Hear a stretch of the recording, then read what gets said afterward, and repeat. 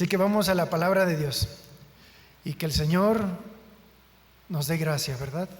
A mí para poder exponer y a ustedes para que lo puedan recibir y discernir, ¿verdad? Así que vamos a dar seguimiento a la serie de fundamentos que inició el pastor Álvaro, y el tema del día de hoy es la vida eterna. Y vamos a iniciar con los versículos que son muy conocidos y que salen de la propia boca de Jesús en Juan 3:14. Juan 3:14.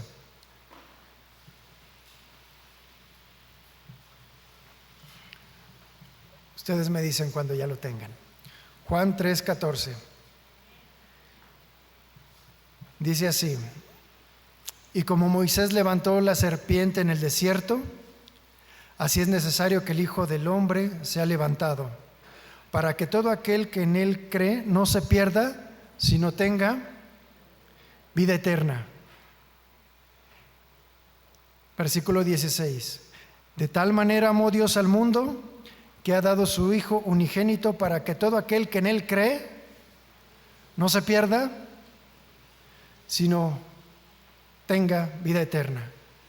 Aquí alcanzamos a ver un enlace y una unión entre un suceso que había ocurrido en el Antiguo Testamento y uno que estaría por ocurrir en la propia vida de Jesús.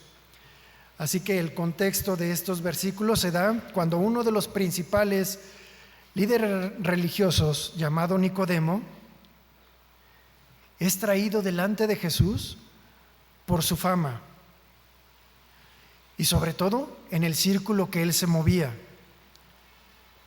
Él no lograba entender, este alto religioso, cómo es que por un lado había una gran empatía con el pueblo y por otro lado había un desprecio muy notorio en el Sanedrín. Y a pesar de que él pertenecía a este último grupo, no quiso quedarse con la duda, sino que concertó una reunión directa y personal con Jesús. Pero él fue a escondidas, con toda sinceridad y también con toda timidez. ¿Por qué? Porque él no quería que lo vieran el grupo al que él pertenecía, pero él necesitaba tener una plática directa con él, con Jesús. Quería escucharlo de viva voz, cara a cara. Así que imaginemos un poco la escena. Es de noche.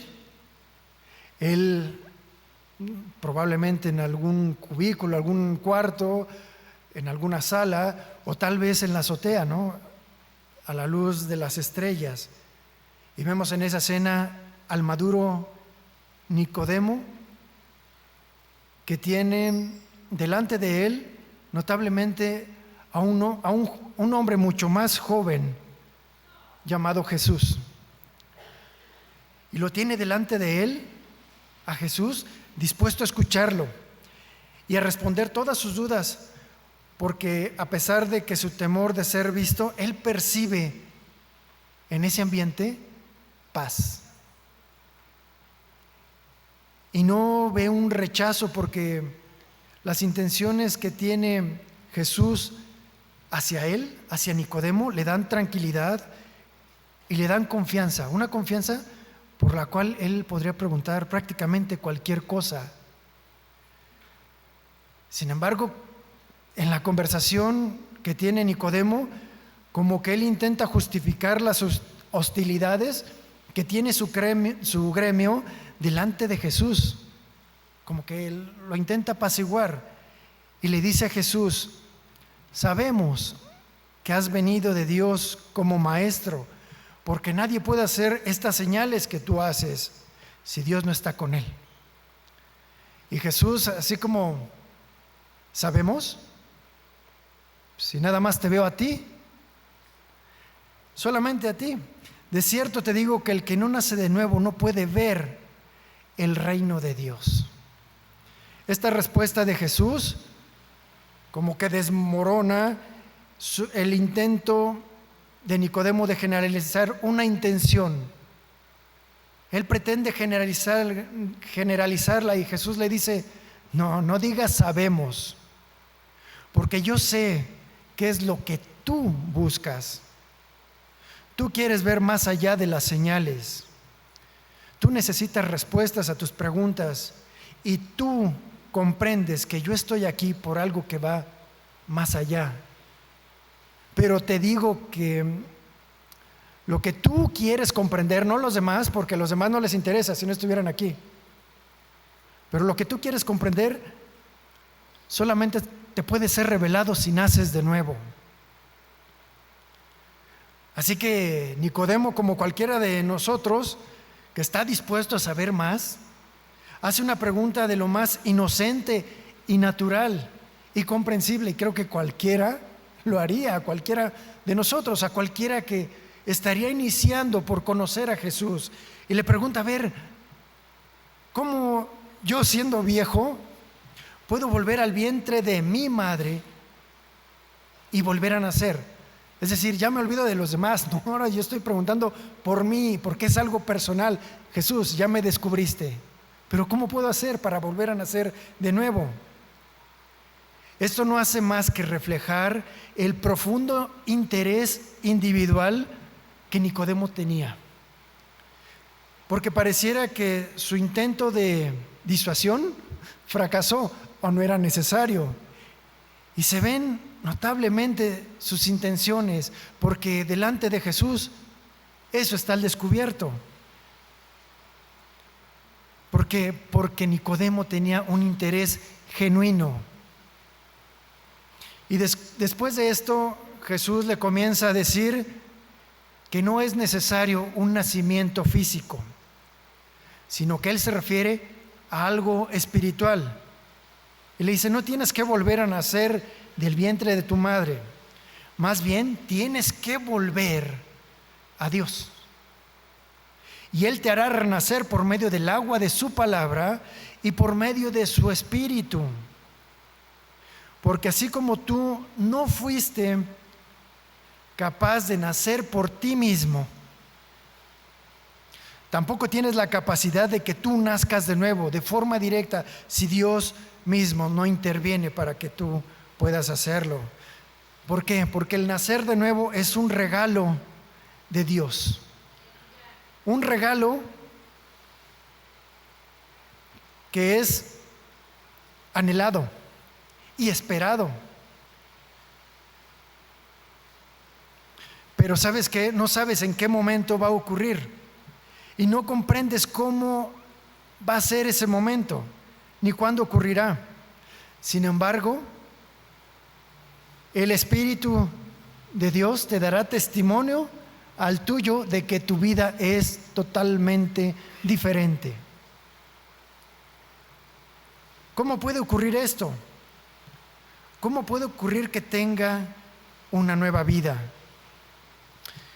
Y Jesús le responde, ¿eres tú maestro de Israel y no sabes esto?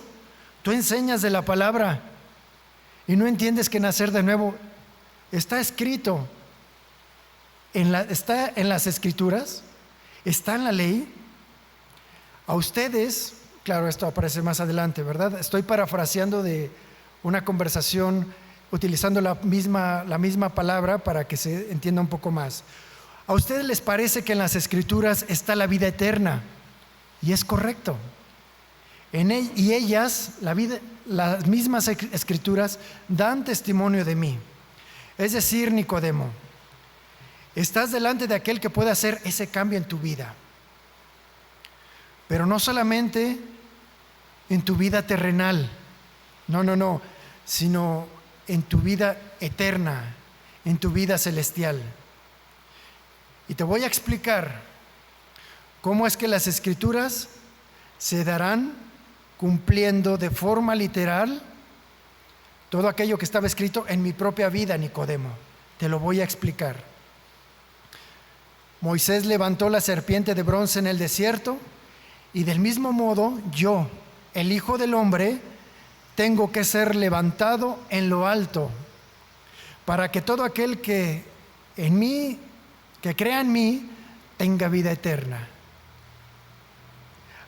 Dios amó tanto a la gente de este mundo que me entregó a mí, que soy su único hijo, para que todo aquel que en Él cree no muera, sino que tenga vida eterna. Así que aquí es donde ya llegamos a nuestros versículos base que leímos al principio. Así que después de esta introducción, iniciaremos por definir qué es la vida, mis hermanos. La vida es una palabra hebrea que es nepesh y en el griego es zoe. ¿Y qué significa? Alma o ser viviente. Y miren, ustedes estarán de acuerdo conmigo que la vida es algo maravilloso, ¿sí o no? Es algo maravilloso e incomparable que el Señor nos obsequió. Y ante esto, ante esta meditación, ante este pensamiento, el rey David meditó y escribió lo siguiente en Salmos 139:13, y yo se lo voy a leer. Dice el rey David: Dios mío, tú fuiste quien me formó en el vientre de mi madre. Tú fuiste quien formó cada parte de mi cuerpo. Yo soy una creación maravillosa y por eso te doy gracias. Todo lo que haces es maravilloso y de eso estoy bien seguro. Tú viste cuando mi cuerpo fue cobrando forma en las profundidades de la tierra. Aún no había vivido ni un solo día cuando tú ya habías decidido cuánto tiempo viviría. Lo habías anotado en tu libro. Dios mío, qué difícil me resulta entender tus pensamientos, pero más difícil todavía me sería tratar de contarlos. Sería más que la arena del mar, y aún si pudiera contarlos, me dormiría, y al despertar todavía estarías conmigo. Mis hermanos, el regalo de la vida, un obsequio. ¿Saben qué es un obsequio, verdad?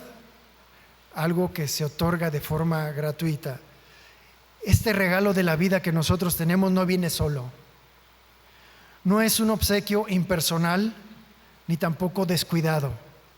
En realidad es un regalo constante.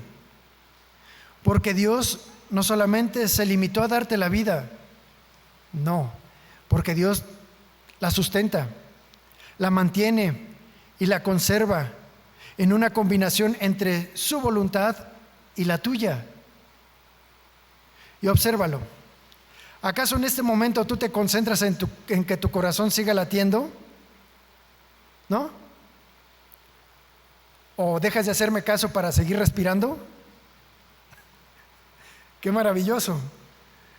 Dios puso en nuestro cuerpo un instinto de supervivencia maravilloso y el único que lo sustenta es Él. Pero el salmista queda asombrado de ese sentir y quiso compartirlo con el lector, con el propósito de que el lector también se uniera con él en gratitud y reconocimiento al Creador. El salmista también entiende: no soy el único maravilloso que ha creado. No soy lo único. ¿Por qué? Porque lo veo en los demás. Hay muchas maravillas vivientes, ¿no es cierto? Y en algún momento los he tenido que estrechar entre mis brazos, como a mi esposa, a un bebé, a un amigo, a un hermano, papá o mamá. Cada una de las vidas que nosotros tenemos alrededor es un regalo maravilloso que viene de parte de Dios. La vida que Dios nos ha dado no es individualista, sino es colectiva. No debe ser egoísta, sino compartida. ¿Por qué? Porque la vida que nosotros tenemos refleja el carácter de Dios, porque Dios es generoso y abundante. Y luego nuevamente el rey David nos enseña que cuando compartes tu vida en armonía con los demás, algo ocurre. cuando la compartes con aquellos que también valoran este precioso regalo de la vida. Porque cuando nos unimos y nos juntamos, para el Señor es como un olor fragante, porque se cumple cuál es su propósito. Es un aroma deleitoso, es como un torrente de aguas que donde todo lo que llega a tocar sigue multiplicando la vida. Y el salmista lo describe así, no lo busques, se lo leo. Salmos 133:1. Mirad cuán bueno, miren cuán bueno y cuán delicioso es habitar los hermanos igualmente en uno, juntos y en armonía. No, es algo deleitoso. Y así es como termina, porque allí envía Jehová bendición y vida eterna. Notemos lo siguiente: para Dios no es malo que los seres humanos nos juntemos. No, el problema es el entorno al que te unes o te juntas, o con quién, o para qué. Porque cuando el ser humano se reúne en torno a su Creador, como en este momento, Él bendice esa reunión y la ve con agrado, porque ese es el propósito que Dios tenía para con el hombre. Y tal vez me estaré adelantando un poquito para lo que tiene que ver con la eternidad, pero ¿sabes qué estaremos haciendo justamente en la eternidad? ¿Qué es lo que dice aquí? Lo acabamos de leer. Habitaremos en armonía.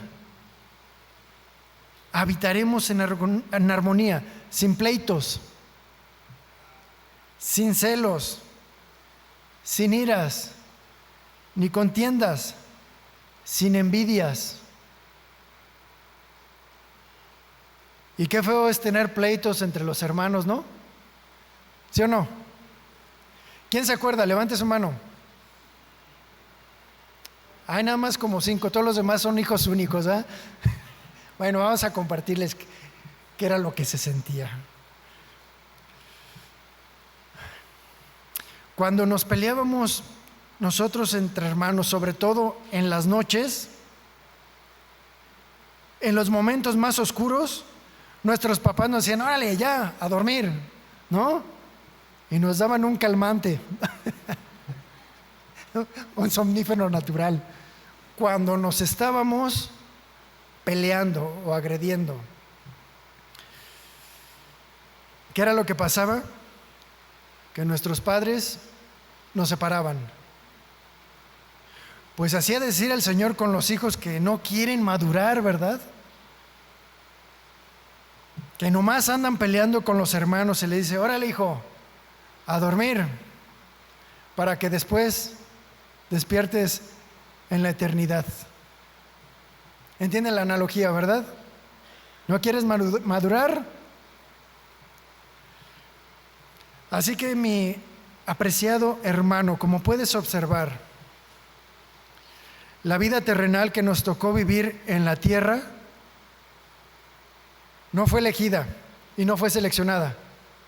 ¿O alguien eligió nacer en México? ¿No? ¿Nadie? ¿Elegirías algún otro país? ¿Cuál, verdad? Ahora, ¿estaríamos mejor? ¿Y qué tal si eliges mal? Bueno, así como tú no elegiste nacer, mi hermano, tampoco seleccionaste dónde vivirías, ni tampoco cómo vivirías. Sin embargo, el entorno de tu existencia no aumenta ni disminuye el valor de tu vida. ¿Lo alcanzas a entender? ¿Por qué? Porque el valor de tu vida es un regalo que proviene de Dios. Porque para Dios eres único y única. Porque eres una hechura suya, y eres de un valor incalculable para tu Creador, donde quiera que hayas nacido y bajo las circunstancias en las que hayas nacido.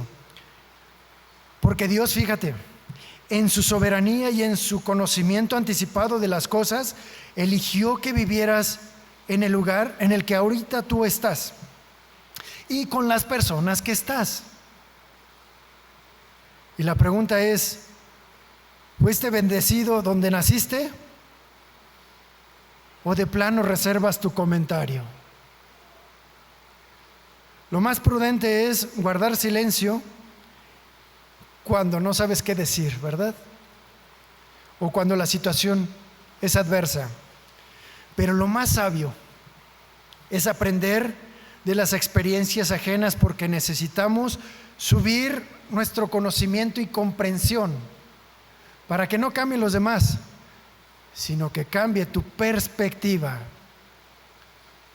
Y la perspectiva nos dice mucho, porque podemos ver más allá. Ustedes nada más ven un punto, pero yo, que estoy un poco más arriba, alcanzo a ver más. Si tú elevas tu pensamiento y tu entendimiento, verás las cosas totalmente distintas. Dios jamás va a bajar su conocimiento hacia el tuyo. No, tú tienes que subir al de Él para subir y ver algo totalmente diferente. Así como Nicodemo lo hizo, y su duda fue respondida. Así que vamos a profundizar y veremos el contexto cuando Jesús le mencionó lo que hizo Moisés cuando levantó la serpiente en el desierto. Y ahora vamos a entender y vamos a meternos, o no sé si la vida o la experiencia que tuvo Moisés en aquel tiempo entra a nuestro entendimiento, o nosotros entremos al entendimiento de ellos. Así que acompáñenme a Números 21:4, por favor.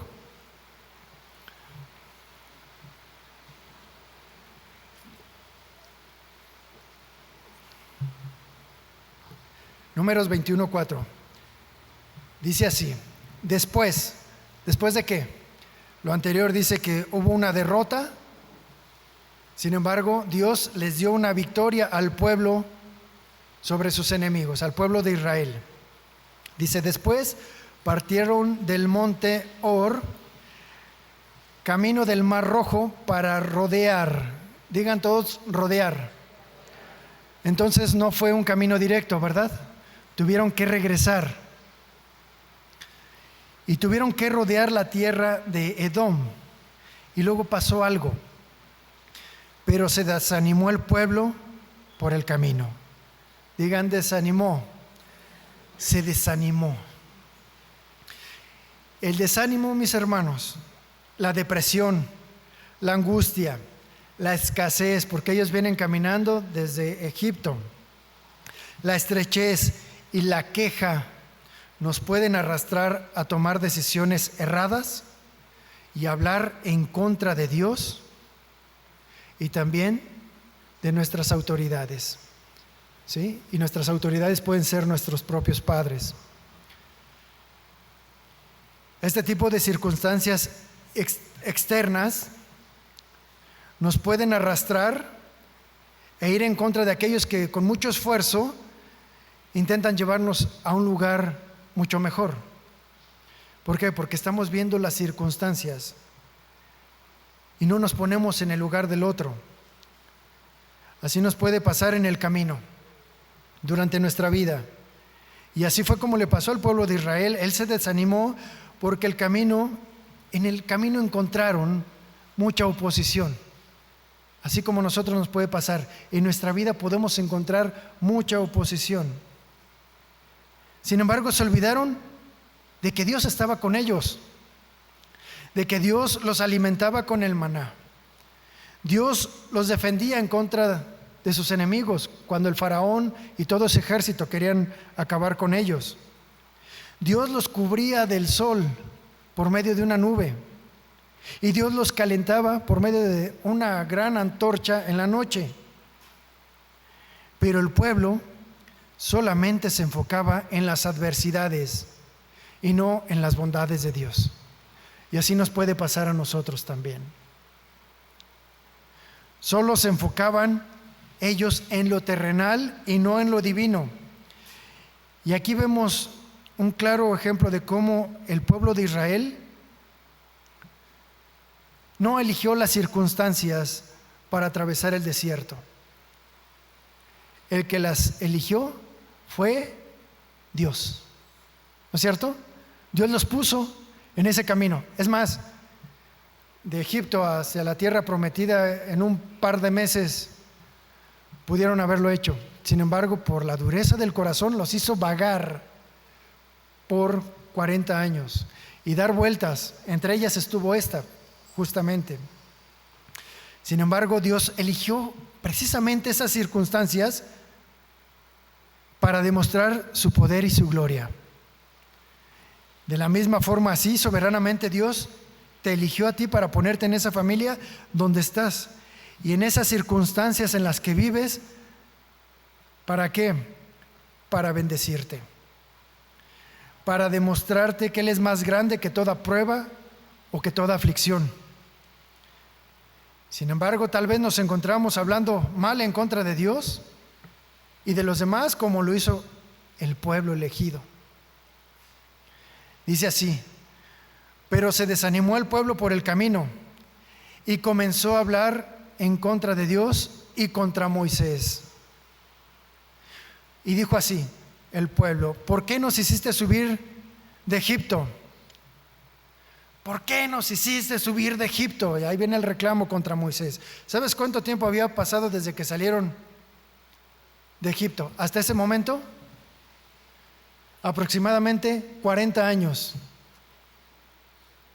Y todavía seguían con el reclamo. Esta es la tercera ocasión, después de 40 años, en que vuelven a sacar lo mismo. ¿Por qué nos hiciste subir de Egipto? Ahora sí que, ¿por qué me trajiste al mundo? ¿No? Y ya al Señor ya con bigote, reclamándole a los papás, ¿no? ¿Para qué nos sacaste de Egipto? ¿Para que muriéramos en el desierto? Pues no hay pan ni agua. Fíjate, ya habían pasado 40 años y Dios los sustentaba. Y ellos: no hay pan ni agua y estamos cansados de este pan tan liviano. ¿De qué se están quejando? De la provisión diaria del maná, despreciando la provisión de Dios. Fíjate. Y Dios, tan paciente, le agotaron la paciencia. Entonces, en todo ese tiempo, en todos esos 40 años, ¿en dónde estaba el corazón del pueblo? En Egipto, en el pasado. Estaba mejor antes de conocer a Cristo, ¿verdad? Y habían pasado 40 años y todavía con el deseo de las cosas de Egipto, porque en eso estaban enfocando, ¿no? Es que allá sí comíamos y aquí, mira este pan tan liviano. Fíjense, Dios nos dio el aliento de vida desde el Génesis, ¿verdad? Pero nuestro cuerpo obviamente tiene dependencia de lo que es externo, como es el alimento y el agua. Y así lo determinó Dios como una consecuencia por haber pecado en contra de Dios en el huerto del Edén. ¿No es cierto? Por eso es que tenemos hambre y por eso es que tenemos sed. Sin embargo, lo que sugiere aquí es que el hecho de haber despreciado la provisión diaria de parte de Dios no era despreciar el sustento, era despreciar al sustentador. Porque Él es el que los había sacado de Egipto. Por lo tanto, renegaban de la vida que les había tocado vivir, que les había tocado. Y esto le molestó al Señor. Y hubo consecuencias de este pecado que fue totalmente voluntario y constante, persistente, 40 años. Así que con el único que se podían desquitar es con aquel que podían ver. Porque ¿contra quién se fueron? Contra Moisés. Notemos algo interesante, que el enfado de parte del pueblo era muy visible. Había división entre aquellos que sí querían continuar avanzando, y entre ellos estaba Josué y Caleb, y todos los demás rebeldes. Pero también había algo muy notorio: la paciencia de Moisés, que se quedó callado. ¿Qué les digo? ¿Qué les puedo decir? No se enfrascó en una contienda, pero el Señor tomó cartas en el asunto e hizo lo siguiente.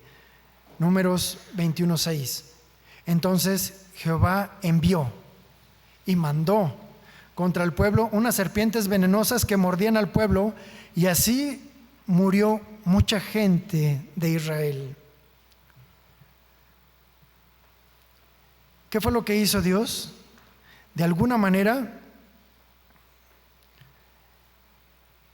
dijo: por medio del veneno literal de las serpientes, voy a extraer de su corazón el veneno espiritual.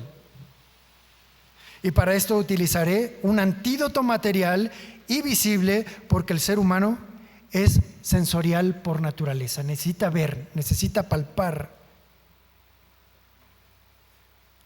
Y entonces, después de que las serpientes mordían al pueblo, el pueblo acudió a Moisés y le dijo: hemos pecado por haber hablado contra Jehová y contra ti. Ruega a Jehová para que aleje, digan todos, que aleje de nosotros estas serpientes. En otras palabras, reconocemos nuestro pecado contra el cielo y contra ti. Ruega por misericordia para que estas serpientes sean alejadas, para que Dios las quite de nosotros. Y así fue como lo hizo. Moisés oró por el pueblo, poniendo delante de él la petición, pero Dios se la denegó. No será como el pueblo quiera. Y la pregunta es: ¿para qué quiere el pueblo vivir? ¿No es cierto? Esa sería una buena pregunta. ¿Para qué quiere el pueblo vivir? Y tú, mi hermano, ¿para qué quieres seguir viviendo? Sobre todo cuando te encuentras en una situación de vida o muerte. ¿Cuáles son las motivaciones o cuáles son las intenciones? ¿Para qué quieres seguir viviendo? Pues así más o menos era la pregunta para este pueblo. ¿Para qué quieren vivir? ¿Para qué quieren que les aleje las consecuencias que ustedes mismos provocaron? ¿Para qué? ¿Para que vivas como antes? ¿Vivir quejándote? ¿Menospreciando lo que recibes de forma gratuita?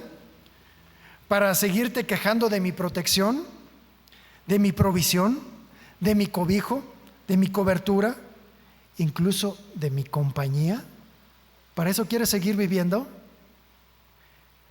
Definitivamente Dios no hizo caso a eso. Y Dios decidió de forma soberana, porque Él así es. Él dijo: tengo algo mucho mejor que alejar las serpientes, y que va a ir a la raíz del problema. Así que Jehová le respondió a Moisés: hazte una serpiente ardiente de bronce. Esto es que simboliza un juicio. ¿Para qué? Para que ellos recuerden que esta serpiente es a causa de su rebelión. Y ponla sobre un asta para que sea visible de su deshonra. Cualquiera que sea mordido y la mire vivirá. Y esta serpiente estará en lo alto, con el propósito de que esté al alcance de todos, de que todos la puedan ver. Ahora, mis hermanos, ¿alcanzan a notar que las serpientes no fueron quitadas de en medio del pueblo? ¿Sí? Ahí se quedaron. Y esto se quedó como recordatorio de lo que ellos habían cometido. Y de recordatorio de dónde verdaderamente se originó el veneno. Mis hermanos, ¿dónde surgió el primer veneno? En el pueblo, en el corazón del pueblo, ¿no? Porque ahí empezó la división, ese veneno que era lo que generaba entre el pueblo. División en contra del liderazgo, enemistades, contiendas, desprecio. Y todo esto que acabo de mencionar era contrario a la armonía. Y donde no hay armonía, hay separación y hay muerte de relaciones. Hay crueldad e inhumanidad. Porque la paga del pecado es la muerte. Y la muerte es lo contrario a la vida. Y no fue hasta que el pueblo tuvo el discernimiento y el entendimiento de que aquella calamidad por la que estaban pasando, de que tanta gente estuviera muriendo por todos lados, no era algo eventual ni era casualidad. Esa situación de tener tantas serpientes había sido un juicio de parte de Dios, y comprendieron que seguramente ellos habían sido los causantes de que gente tan cercana como familiares, amigos, estuvieran muriendo por causa de su conducta. Para ese momento ellos ya habían entendido que en alguna ocasión María, la hermana de Moisés, murmuró en contra de él, y ella fue azotada por una lepra. Así que ellos dedujeron, no, si esto le pasó a la hermana, ¿qué no nos iba a pasar a nosotros?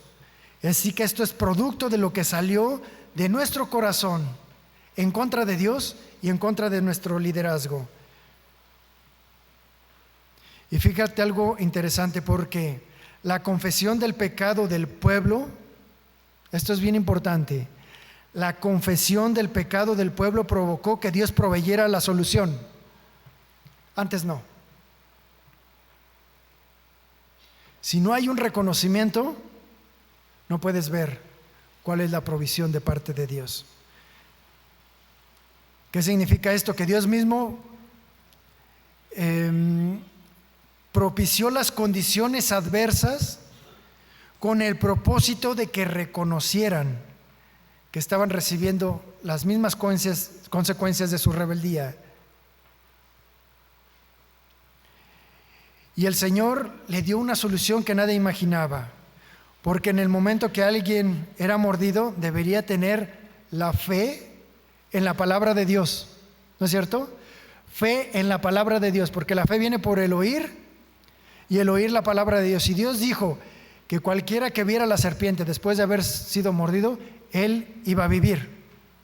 Solo bastaba eso, creer y mirar a la serpiente. Ahora, la pregunta es, ¿por qué crees que una persona que tendría tanta premura por mirar a la serpiente de bronce después de haber sido mordida? ¿Por qué crees? Porque era una situación de vida o muerte. De vida o muerte. Por eso tenían que ir de forma inmediata. Y nadie que valore la vida quisiera morir, ¿no es cierto? Ni tampoco quisiera ver morir a alguien cercano o a alguien amado. Imagínense que alguien que no pudiera caminar por la edad o por alguna enfermedad y que fuese mordido por una serpiente.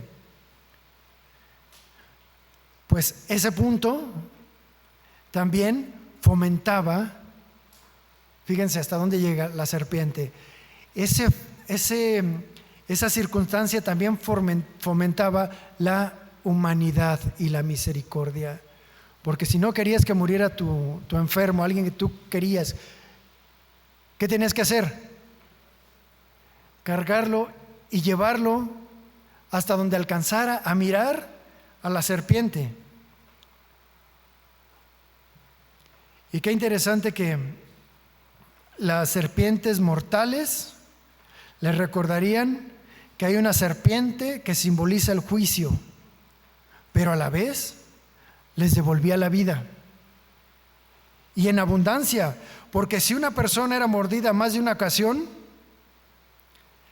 la mirada de la serpiente tendría la misma efectividad. Pero lo más importante no era la vida física, mis hermanos, sino era el acto que reflejaba lo que verdaderamente se tenía que enderezar. ¿Qué era lo que se tenía que enderezar? El corazón y las intenciones. Eso era lo que Dios buscaba finalmente.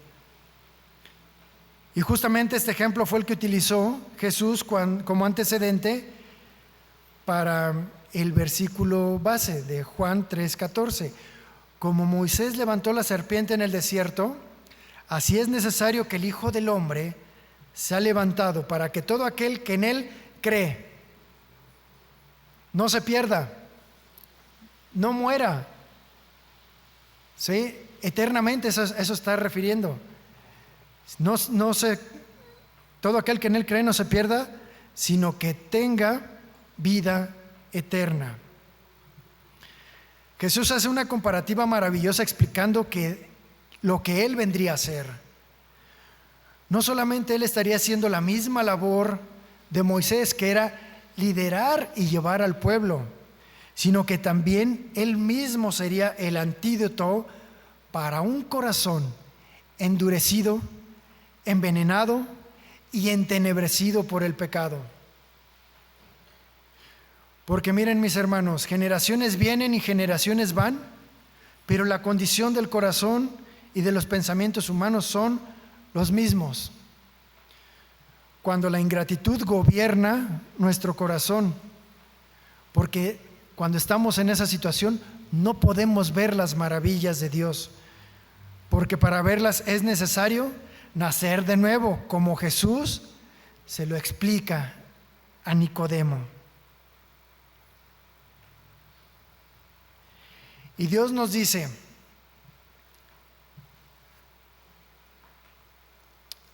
no importa en el lugar donde yo te haya puesto, no importa, haya sido en el desierto, haya sido en México, haya sido en León, no importa,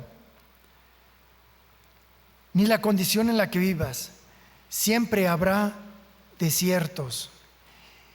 Y cuando no distingues que yo soy el que te está sustentando, quien te ha guardado, quien te ha cobijado, quien te ha consolado, cuando no lo distingues, siempre va a haber quejas. Siempre. Que te llevarán a pecar en contra de mí y en contra de tu prójimo. Por lo que la serpiente del pecado te ha mordido y estás condenado a la muerte. Sin embargo, alguien más grande que Moisés fue levantado no solamente para interceder por ti, sino para levantarte de entre los muertos espirituales, con la promesa de que algún día se completará la obra si tú miras y si tú crees. Y como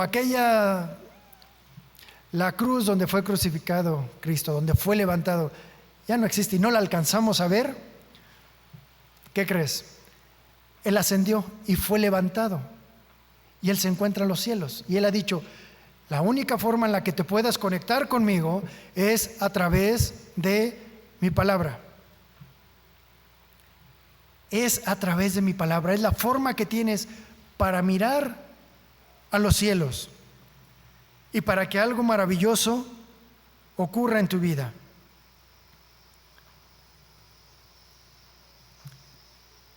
Pero hay algo más. Detrás de la escena humillante de la cruz, de aquella escena denigrante y a la vez tan poderosa y tan gloriosa, detrás de la cruz y sus planes celestiales está el amor de Dios el Padre y el amor de Dios el Hijo, quien decidió ofrecerse a sí mismo como un antídoto al veneno más mortífero que el ser humano haya experimentado. El veneno es el pecado. Ese amor sacrificial tiene el poder de cambiar tu vida cuando en la tierra tiene el poder de cambiar tu vida estando en la tierra y va más allá. No solamente cambia y transforma tu vida y algo hace para que veas pastos verdes, como dice el salmista. Va más allá porque también te da la vida eterna. Y Juan 3:16, de tal manera amó. O sea, el mismo Jesús dice, ¿cómo les explico? De tal manera amó Dios al mundo que ha dado a su Hijo unigénito para que todo aquel que en Él cree no se pierda, sino que tenga la vida eterna. Y una vez explorada brevemente lo que es la vida, intentemos comprender qué es la eternidad.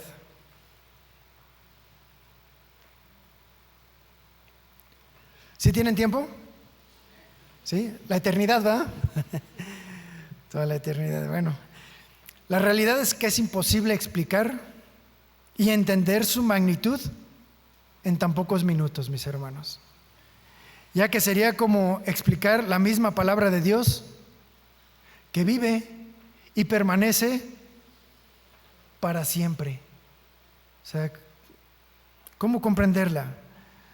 En pocas palabras, la eternidad es lo que nos impulsa a nosotros, es lo que impulsa al ser humano a buscar a Dios. Por eso hay tantas religiones, porque en el corazón del hombre está puesta la eternidad. En el libro de Eclesiastés 3:11 dice, todo lo que es el planeta, el universo, los animales, todo lo hizo hermoso en su tiempo y ha puesto la eternidad en el corazón del hombre, sin que éste alcance a comprender la obra hecha por Dios desde el principio hasta el fin. ¿Ven? No alcanzamos, no nos da, pero Dios lo puso. Por eso no vas a encontrar a los animalitos adorando una piedra, una escultura, ¿verdad? Porque eso nada más lo puso Dios aquí en el ser humano. Esto significa que el hombre no solamente es algo físico y un cúmulo de emociones, sino que también tiene un espíritu que es muy superior a su intelecto, porque lo espiritual no lo alcanza a comprender en sus fuerzas y todo lo que pasa a su alrededor. Por eso busca respuestas más trascendentes, y cuando no las haya, intenta por cualquier medio negarlas. Y entonces se convierte en un ateo. No, cuando no encuentra respuestas. Pero no significa que porque las niegue se pueda quitar ese sentido espiritual. Porque ahí sigue ese sentido espiritual. ¿Y quién da testimonio? ¿Quién está ahí? Nuestra conciencia. ¿Por qué? Porque sabemos que existe lo bueno y que existe lo malo. Y por más que lo niegue, ahí va a estar. Un ateo, mis hermanos, no tiene esperanza. Él piensa que muere y hasta ahí ya se acabó todo y borrón. Y ya, hasta ahí quedó. Y ya si a lo mucho dice, pues a lo mejor resucito en un renacuajo. Más bien reencarno en un renacuajo. Sin embargo, aquella persona a quien le da la oportunidad de conocer a Jesús como lo hizo Nicodemo, de forma personal y de una forma humilde, siendo sincera, Señor, aquí dice esto, pero si es verdad quiero conocerte. No sé si es real. Esa es una posición más honesta, ¿no? No sé si es real, pero si existes quiero conocerte.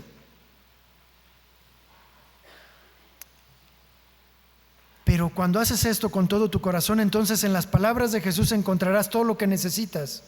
Y entonces tendrás un propósito en tu vida, y no solamente en la tierra, sino después de la muerte. Pero la pregunta sigue en el aire: ¿qué haremos en la eternidad después de la muerte? Sabemos y entendemos que vamos a estar alabando a Dios, ¿verdad? Y con cánticos eso es seguro. Pero la realidad es que, bueno, no tenemos más idea. Pero de algo puedes estar totalmente seguro, mi hermano. Aburrido, nunca. Nunca será. Nunca será aburrido estar en la eternidad con el Señor. Una vez al apóstol Pablo se le permitió ir al cielo, ¿recordarán? Y dice,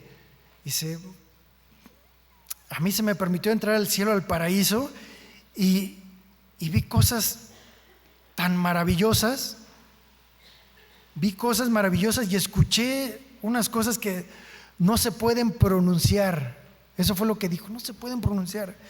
Y que a ningún hombre se le permiten repetir.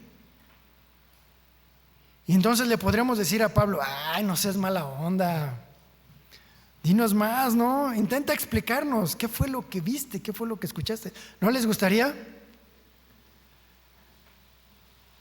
Ay, Pablo, oye, pues me pones en estrecho, ¿verdad? Bueno, está bien, te lo voy a explicar si tú me explicas qué es el Internet.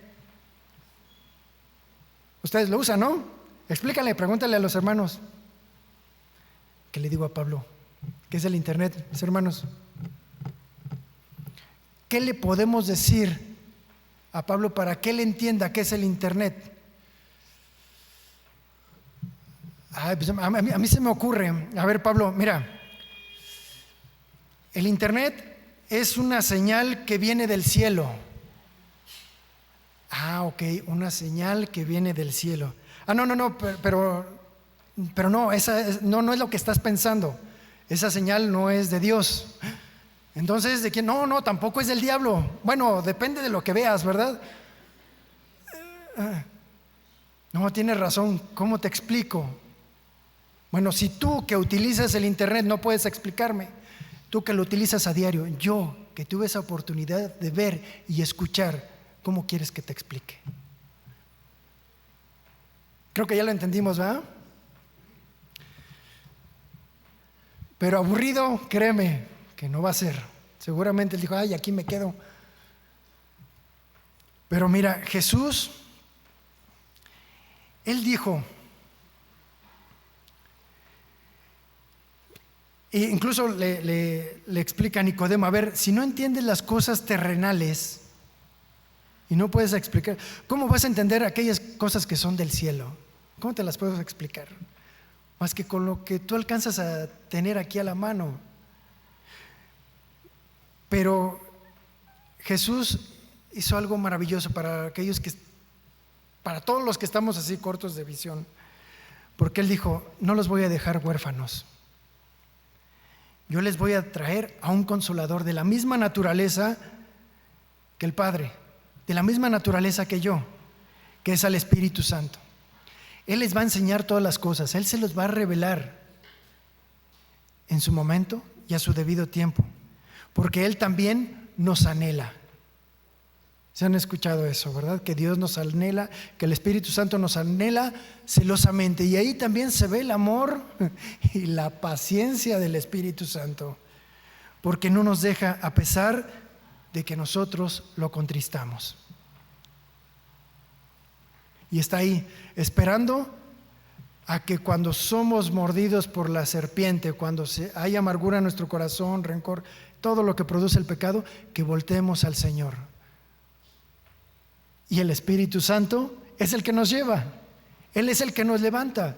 ¿Por qué? Porque Él es el que nos convence de justicia, de juicio y de pecado. Qué maravilloso, ¿verdad? O sea, en sus manos estamos seguros.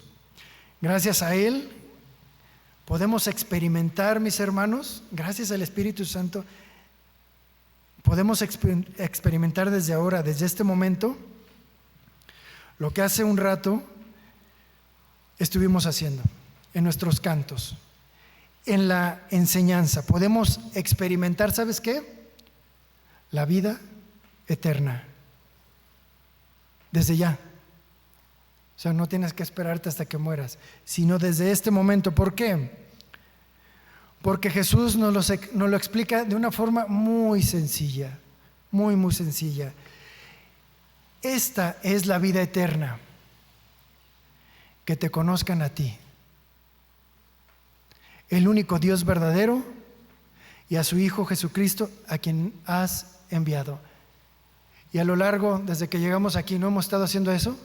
A través de los cantos, a través de la adoración, a través de su palabra. Lo estamos conociendo y estamos experimentando la vida eterna porque Él habla a nuestro corazón. Lo estamos conociendo. ¿Y sabes cuándo vamos a terminar de conocerlo? Nunca, porque esa es la vida eterna. Nunca, mis hermanos. Es decir, siempre nos va a sorprender, siempre. ¿Aburrido? En ninguna manera.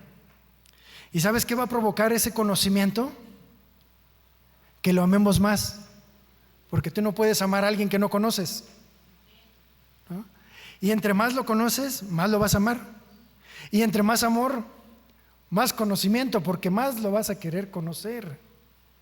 Y más entendimiento.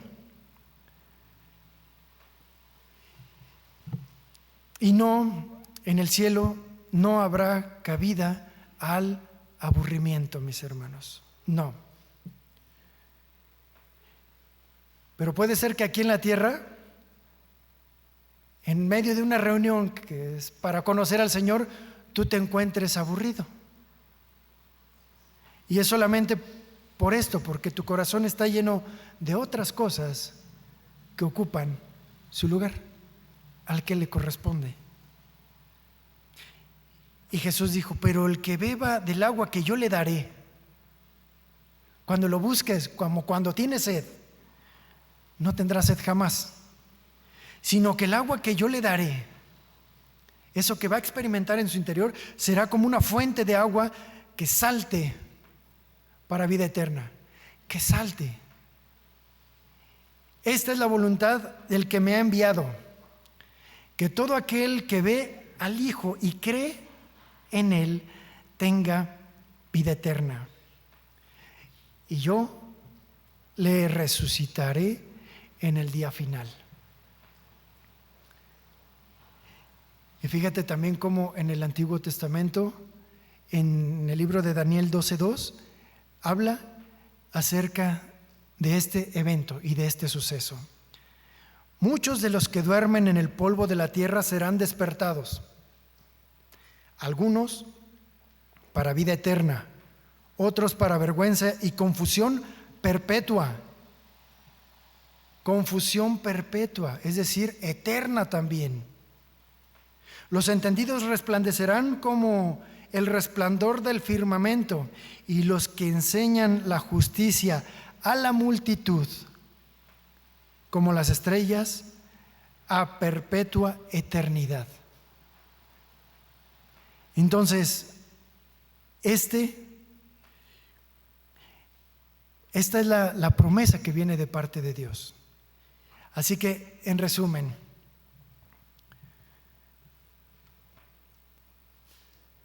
en alguna ocasión, un grupo de hombres y mujeres se sintieron ofendidos porque Jesús los confrontó sus intenciones. ¿Por qué me están siguiendo? Y les dio duro. Entonces ellos se retiraron muy molestos. Y entonces Jesús le dijo a sus discípulos: ¿ustedes también se quieren ir? Y el contexto no fue así como que rogándoles: ¿ustedes también se van a ir? No, es: si ustedes se van a ir, ¿se sienten aludidos? Así como van. Sin embargo, Simón Pedro le dijo: Señor, ¿a quién iremos? Si solamente tú tienes palabras de vida eterna. ¿A quién iremos, mis hermanos? ¿A quién? Porque queremos vivir, ¿verdad?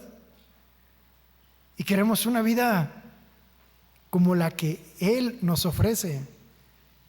Y Jesús más adelante también dijo: yo les doy vida eterna y no perecerán jamás, ni nadie las arrebatará de mi mano. ¿Por qué? Porque mis ovejas oyen mi voz y yo las conozco y ellas me siguen. ¿Cuántos lo siguen, mis hermanos? ¿O cuántos lo quisieran seguir? Y tal vez, no sé, a la hora que pudiera alguien estar viendo esta enseñanza, ¿por qué no lo invitas, si no lo conoces, a tener un encuentro personal con Él a través de la palabra? Porque Él hablará a tu corazón. Porque no está lejano, está más cercano de lo que te imaginas, porque siempre ha estado contigo. Porque Él ha estado ahí, Él te ha puesto en medio de esas circunstancias, porque Él sabe por las situaciones por las que estás pasando, pero han sido con un propósito, de que tú lo conozcas, y después entenderás que todo obra para bien para aquellos que aman a Dios. Así que si tienes ese deseo en tu corazón, pídele al Señor que se presente delante de ti, seguramente no de forma física, porque más bienaventurado es aquel que cree sin haber visto, porque Él le hablará a tu corazón. Vamos a orar, mis hermanos. Bendito Dios y amado Padre, muchísimas gracias, Señor, nuevamente por tu palabra. Gracias por permitirnos acercarnos un poquito más hacia el conocimiento de tu carácter, un día más, Señor. Gracias por este regalo tan maravilloso que es el de la vida, y una vida en abundancia. Porque a partir de que te recibimos en nuestro corazón, las cosas empiezan a cambiar. Vemos las cosas ahora como tú quieres que nosotros las veamos, y nos ponemos a cuentas con los demás. Perdonamos y pedimos perdón, y este es un gran avance. ¿Por qué? Porque en ese momento rompemos las cadenas de la amargura, del odio, de la venganza, y nos haces libres y nos das libertad, una libertad que no tiene precio, Señor, porque todo lo que hemos vivido, por todo lo que hemos pasado, seguramente son a causa de nuestras malas decisiones, o por lo menos a causa de nuestras malas reacciones.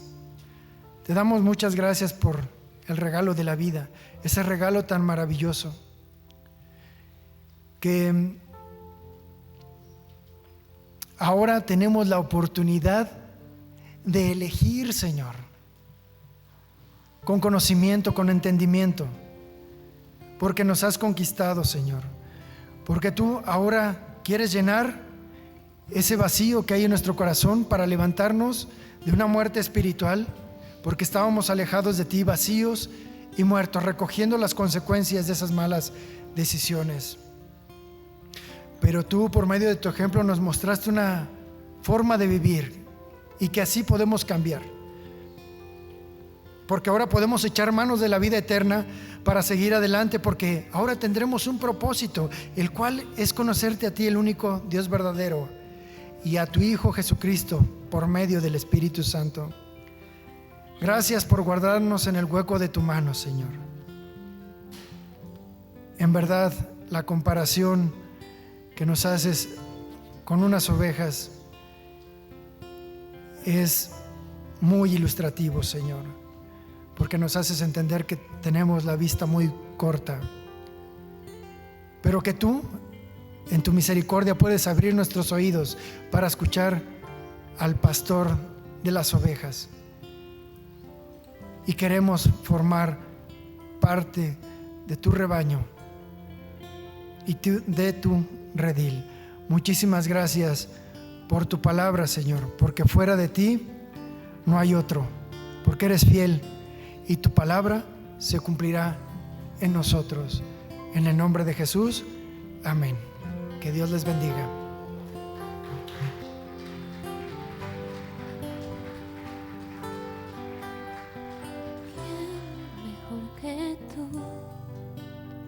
Conoces mi debilidad, mis secretos y anhelos, mis temores y defectos.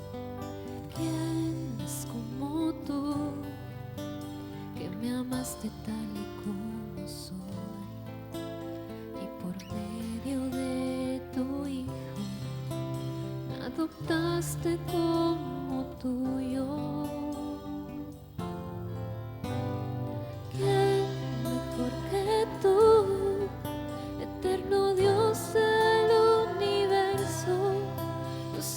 Cuenta tu gloria y poder. ¿Quién mejor que tú? Si tu consejo es perfecto y tú sabes que es mejor para mí. ¿A dónde más podría ir sino a ti? ¿A quién podría yo correr buscando paz, protección? ¿A quién podría derramar mi corazón? Solo en ti estoy seguro, eres mi Padre, mi Dios. ¿A dónde más podría ir sino a ti? ¿A quién podría yo clamar por consuelo y libertad? ¿En quién podría descansar mi corazón? Solo en ti está la vida, mi Señor, mi Salvador.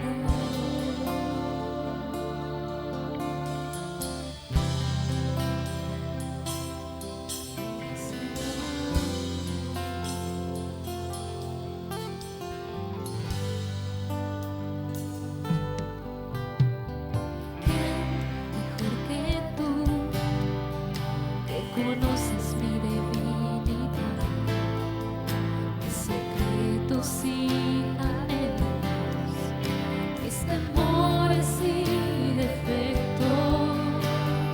¿Quién es como tú, que me amaste tal y como soy, y por medio de tu Hijo me adoptaste como tuyo?